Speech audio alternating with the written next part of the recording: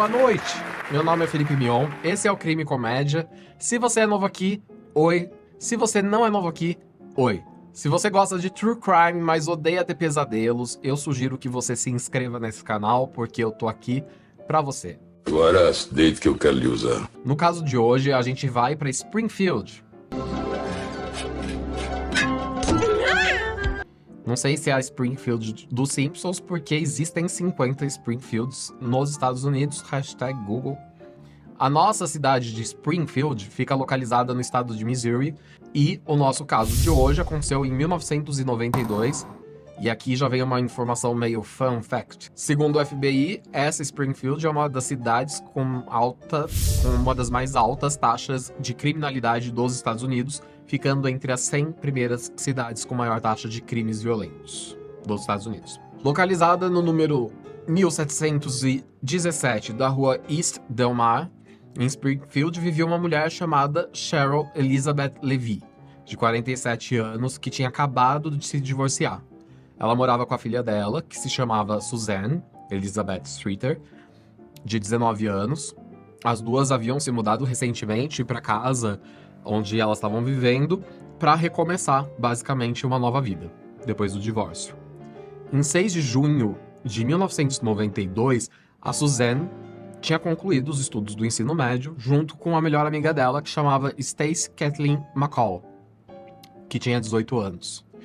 A Suzy e a Stacy, eu vou chamar as meninas assim, Suzy e Stacy, eram amigas desde o jardim da infância, e inclusive pretendiam escolher uma faculdade em que pudessem continuar estudando juntas. Em 7 de junho de 1992, por causa desse lance todo, da formatura do colegial que estava acontecendo diversas festas em diversas casas desses graduandos. Nessa noite, a Suzy e a Stacy haviam combinado de passar um pouco em cada uma das festas, e por último iriam para casa de uma amiga em comum delas, chamada Janelle Kirby, que também estava se formando junto com elas.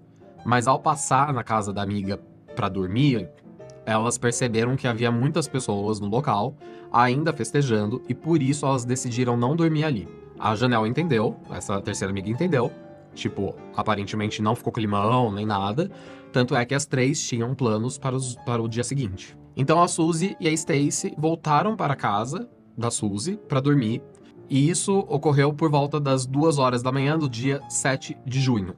Na manhã seguinte, as garotas tinham combinado de ir num parque aquático, junto com um grupo de amigos para comemorar o primeiro dia das férias de verão. E a galera combinou que eles se encontrariam na casa da Janelle, onde a Suzy e a Stacy iriam dormir originalmente. Mas o tempo foi passando e a Suzy e a Stacy não apareceram na casa da Janelle. A Janelle, então, tentou ligar para a casa da Suzy várias vezes, e como não teve retorno, ela pensou que as garotas tinham dormido pesado e que não estavam escutando o telefone tocar. Por isso, a Janelle, junto com o namorado dela, que chamava Mike, foram pessoalmente ver se eles acordavam as garotas, afinal, tinha uma galera pra ir nesse parque aquático, comemorar as férias de verão, e acho que seria normal eles não quererem perder tempo. Época de festa, afinal, dormir é para os fracos, né? Por volta das 12 horas e 30 minutos da tarde do dia 7, a Janelle chegou com o namorado dela, o Mike, na casa da Suzy. Os carros estavam estacionados do lado de fora, numa posição que mais tarde eles pensaram que eles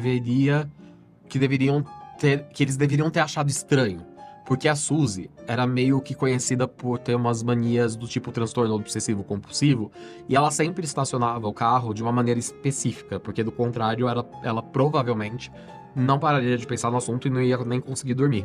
Ao subirem os degraus da varanda da casa, a Janelle e o Mike, eles notaram que a redoma da lâmpada do abajur que iluminava a porta da frente estava quebrada e os cacos de vidro estavam no chão. Era estranho, pois a lâmpada em si estava intacta. Somente a redoma, que ficava em volta da lâmpada, é que estava quebrada, mas eles imaginaram que talvez a Suzy e a Stacy estivessem tão bêbadas na noite anterior, né? Que acabaram quebrando sem querer, então, essa parte esse lustre, digamos assim, ou essa redoma da luz.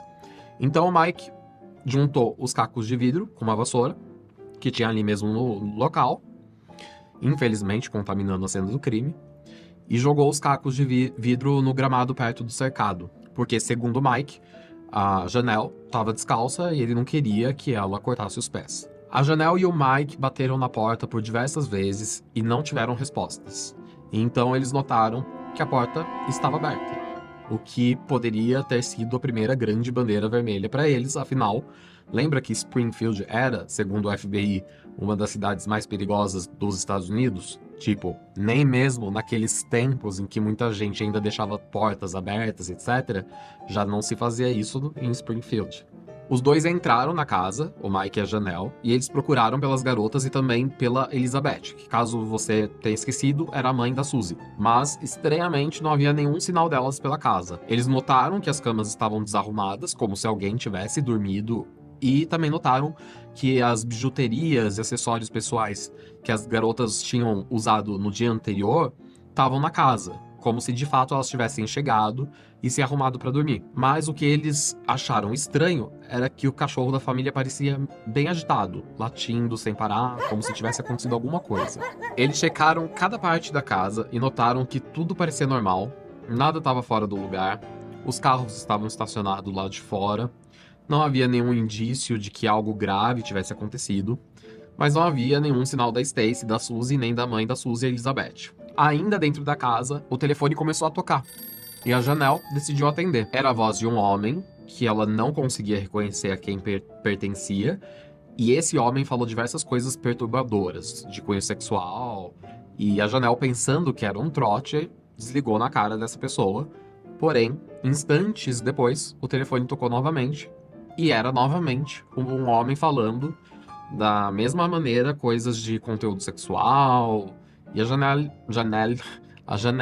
desligou novamente o telefone. Dessa vez, não tanto por pensar que era um trote, mas já sentindo que a vibe de tudo que estava acontecendo estava começando a ficar bem estranha. Depois de um tempo na casa e sem ter noção de onde as garotas estavam, a Janelle e o Mike decidiram ir embora. Porém, como não tinha nada que demonstrasse que algo ruim tinha acontecido, eles não fizeram alarde e imaginaram, inclusive, que talvez elas tivessem ido para o parque aquático com outra pessoa e que em algum momento eles todos iriam se encontrar. A mãe da Stacy, que se chama James, havia tentado ligar diversas vezes para falar com a filha dela, mas ela não tinha conseguido contato. A James tinha... Eu tô rindo de outra coisa, tá, gente? A James tinha amigos que trabalhavam no parque aquático e eles informaram que a filha dela não havia ido pra lá naquele dia.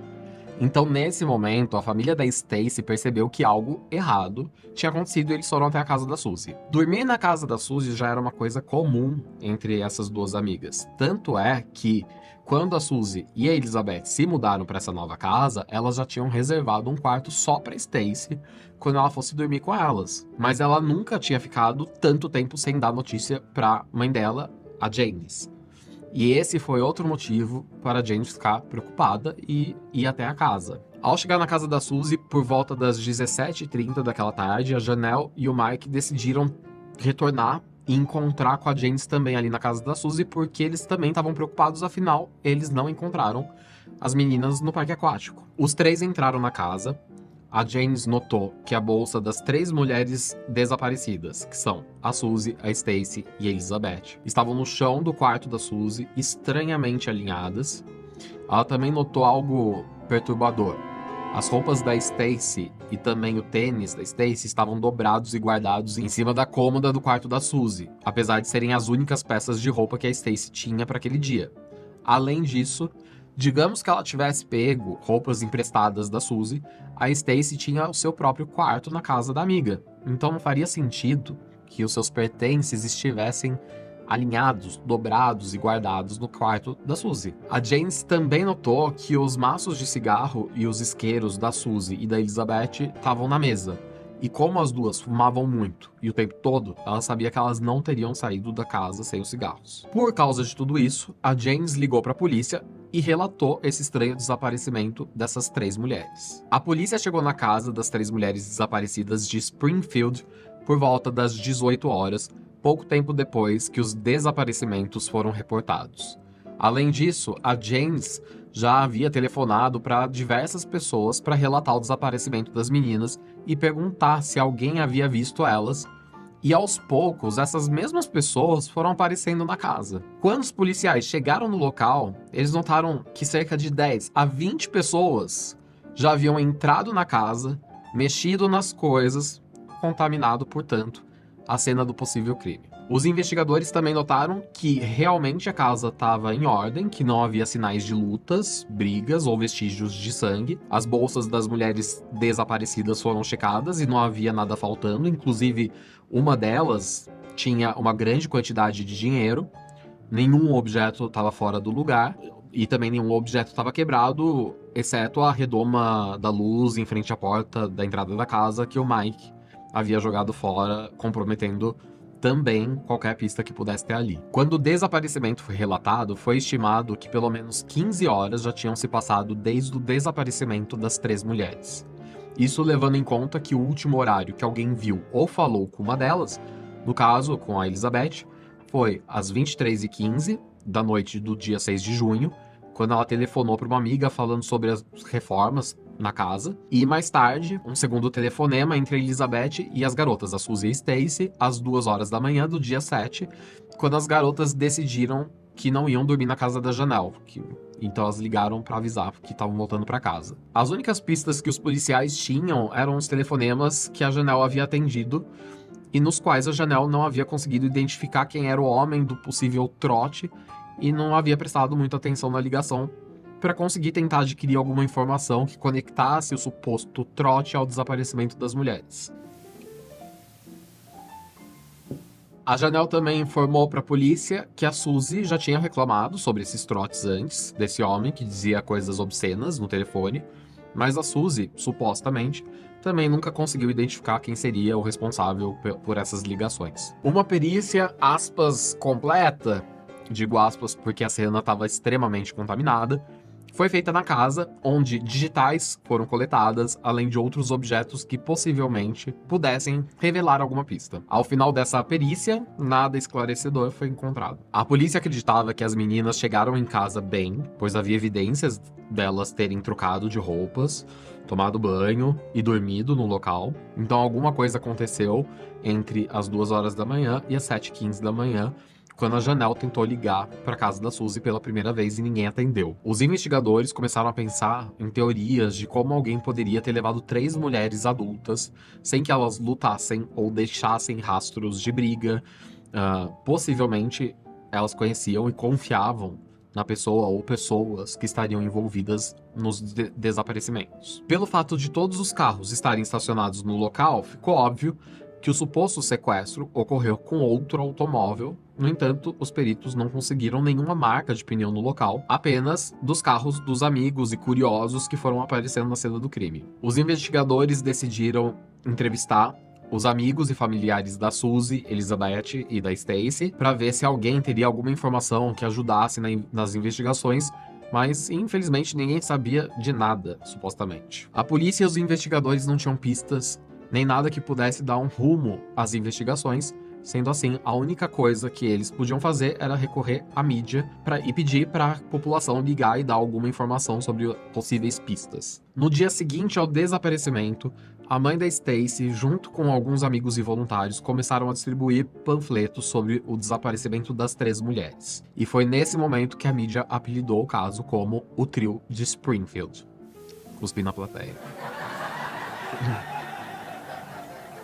A polícia recebeu mais de 5.000 ligações com supostas pistas sobre o desaparecimento do trio. Não é suposto, eles desapareceram mesmo, tá, gente? Num desses telefonemas, uma garçonete que trabalhava no George's Breakfast, que era um restaurante preferido da Suzy, afirmou ter visto a Suzy e a Stacy fazendo uma refeição no local entre 1 hora e 3 horas da manhã do dia 7, ou seja, do dia do desaparecimento, né? Tipo, ali no lapso de tempo. Elas poderiam ter passado no local, né? Depois de saírem da casa da Janelle após as 2 da manhã, quando estavam indo pra casa da Suzy pra dormir, mas nunca conseguiram provar que eram realmente as garotas que estavam lá naquela madrugada, nessa lanchonete. Agora, suspeitos. O primeiro suspeito a ser investigado era o Bart. O Bart era 9 anos mais velho que a Suzy e sempre teve um relacionamento problemático com a mãe e a irmã. Ele tinha 28 anos na época e era alcoólatra, violento, e já tinha cometido alguns pequenos crimes como furtos e roubos.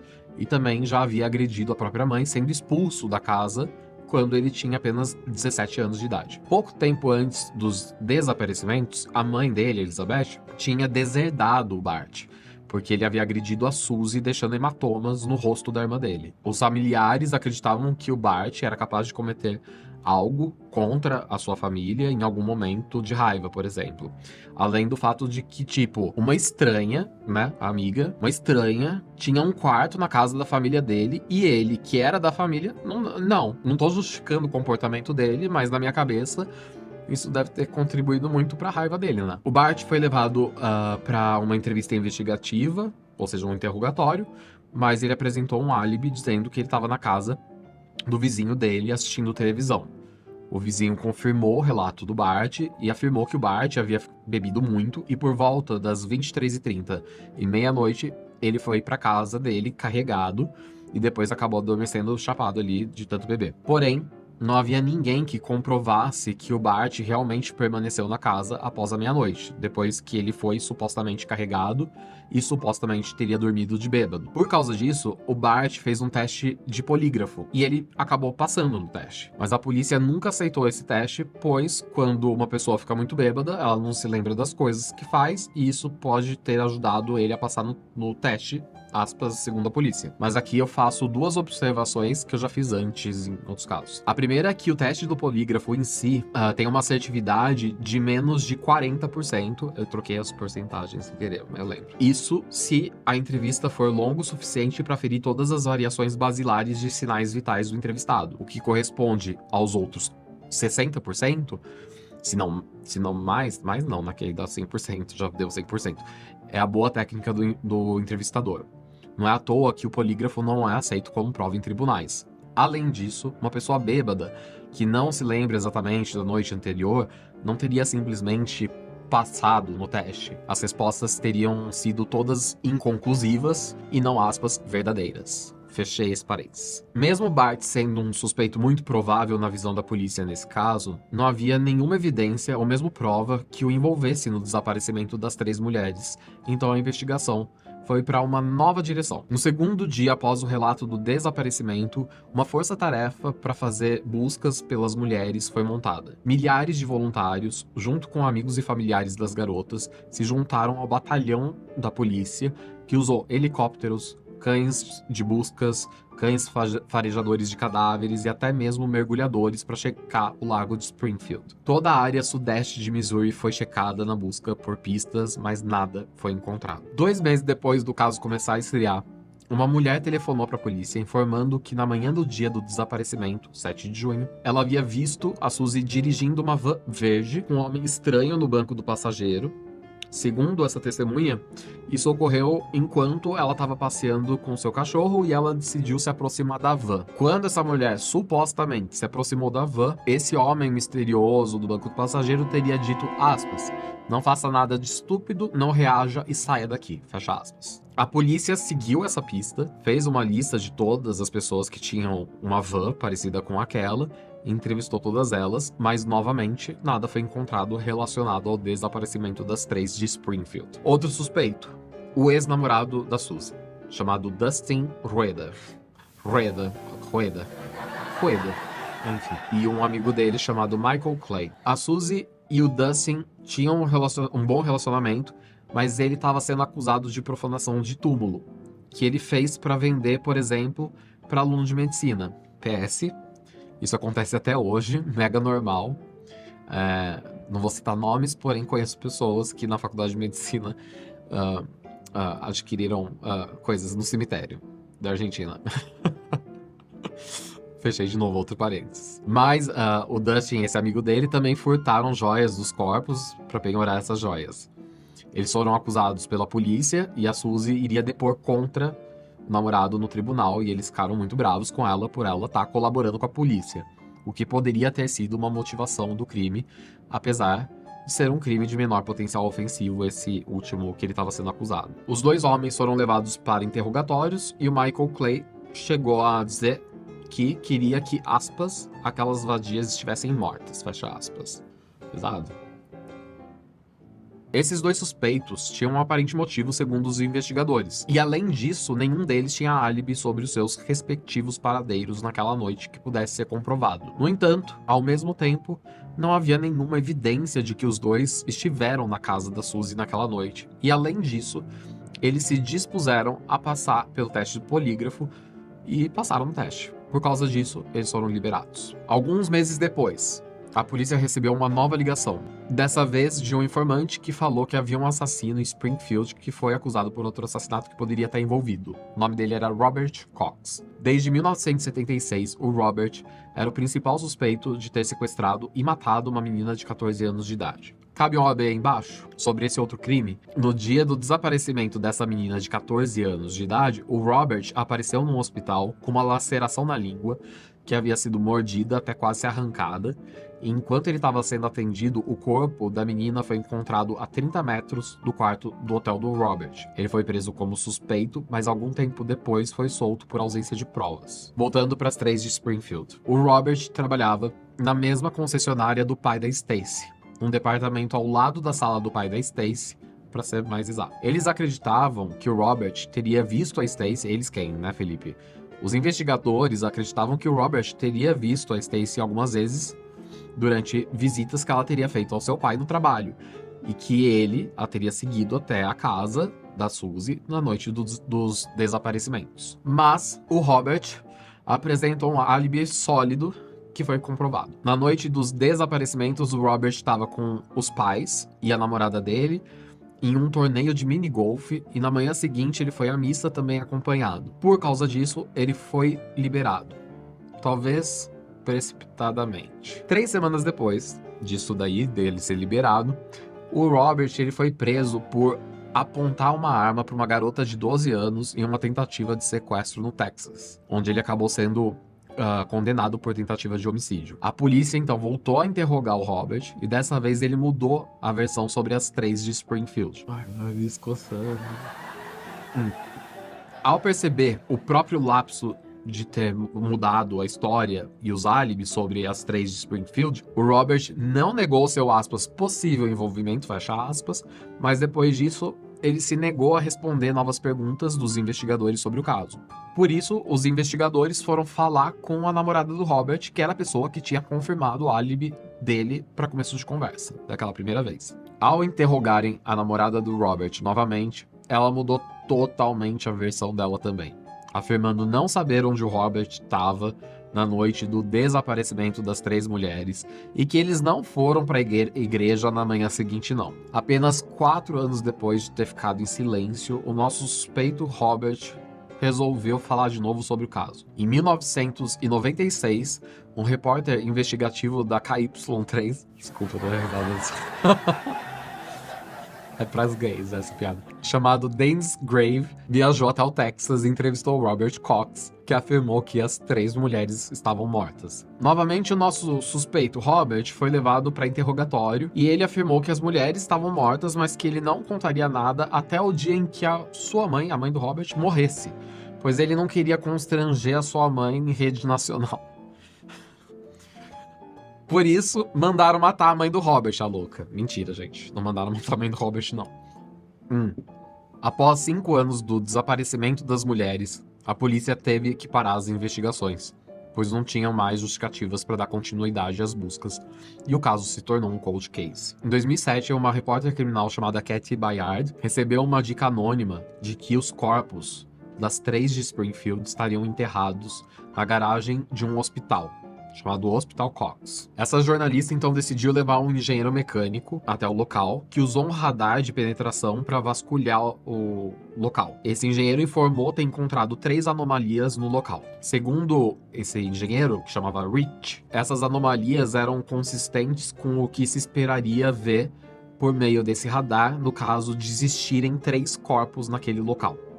Além disso, os 3 corpos eram dos tamanhos respectivos de cada uma das mulheres desaparecidas, estando um corpo em cima do outro, localizados no local exato onde a dica anônima que chegou pela repórter Kathy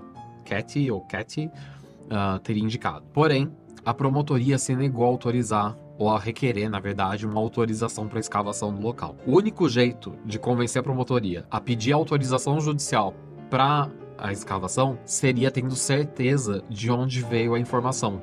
A dica não poderia ser anônima, segundo a promotoria. Afinal, isso de fato seria considerado hearsay num tribunal, né, juridicamente falando. Mesmo sendo hearsay, não custaria tentar, eu acho, na minha opinião sincera, peticionar pedindo a escavação, né? Vai que o juiz autorizasse. Algumas fontes de pesquisa afirmam que em 31 de dezembro de 1992, um homem misterioso teria telefonado para uma linha direta do programa de TV Os Mais Procurados da América, e que esse homem teria dado informações muito específicas sobre o desaparecimento das 3 mulheres.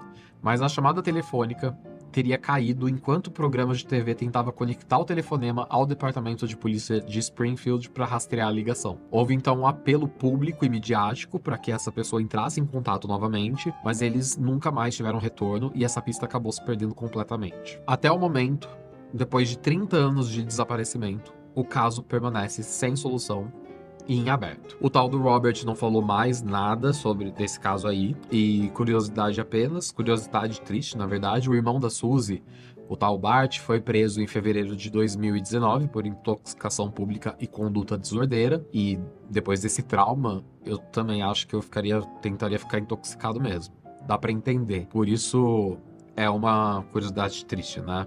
Tipo, isso aconteceu também com o irmão da Richthofen, tipo assim, meio que passou isso na minha cabeça. O Bart alega que o desaparecimento da sua mãe e da sua irmã ainda lhe causa muita revolta, e ele nunca mais foi tratado como suspeito desde o ano de 1992. Em 1997, um banco em memorial foi construído para as 3 mulheres dentro do Victims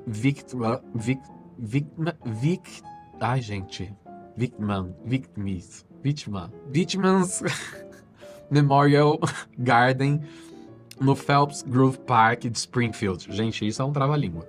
Depois que eles construíram esse banco aí, esse memorial, nesse mesmo ano, as 3 mulheres foram declaradas legalmente mortas. E foi assim que esse caso unsolved acabou.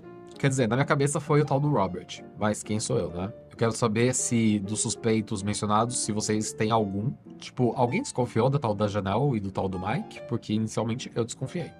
Mas sem motivo mesmo, tipo, passou só pela minha cabeça. Se você gostou desse vídeo, faz as coisas aí de YouTube, compartilha, curte, comenta. E se você não gostou desse vídeo, faz as coisas também de YouTube, mas aí você compartilha com seus inimigos, tá bom? E eu espero que vocês tenham gostado desse caso. E vejo vocês na semana que vem. Tchau!